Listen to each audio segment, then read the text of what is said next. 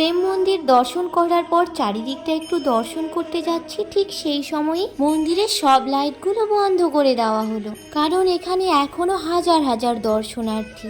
আর light বন্ধ করে দেওয়ার পরেও দর্শনার্থীরা বাইরে যাচ্ছিল না। আর আমরা ভোর 5টা থেকে রাত 9টা অবধি ঘুরতে ঘুরতে টায়ার্ড হয়ে বসেই পড়েছি। আর মন্দিরের লাইট বন্ধ করে দেওয়ার পরেও দেখো চারিদিকের সৌন্দর্য। আর আজকে তো আমরা প্রেম মন্দিরের চারিদিকটা ভালোভাবে ঘুরতে পারলাম না, তাই এখানে বসেই ঠিক করে নিয়েছি আমরা কাল আবার আসবো প্রেম মন্দিরে। আর কাল দিদাকেও দেখাবো মন্দিরের ভেতরটা। আর মন্দির থেকে বাইরে বেরিয়ে হোটেল থেকে খাবার কিনে নিয়ে আমরা রুমে চলে এলাম। আর এই যে দেখো আমাদের দিদা ভোর 5টা থেকে ভাত না খেয়ে এখন রাত 11টা পর্যন্ত নন স্টপ ঘোরার পরেও কত সুন্দর স্মাইল দিচ্ছে। আর আমরা ততক্ষণ খাওয়া দাওয়া করি, আর তোমরা আমাদের চ্যানেলে গিয়ে দেখে আসো সারাদিনে আমরা কত কাণ্ডই না করলাম।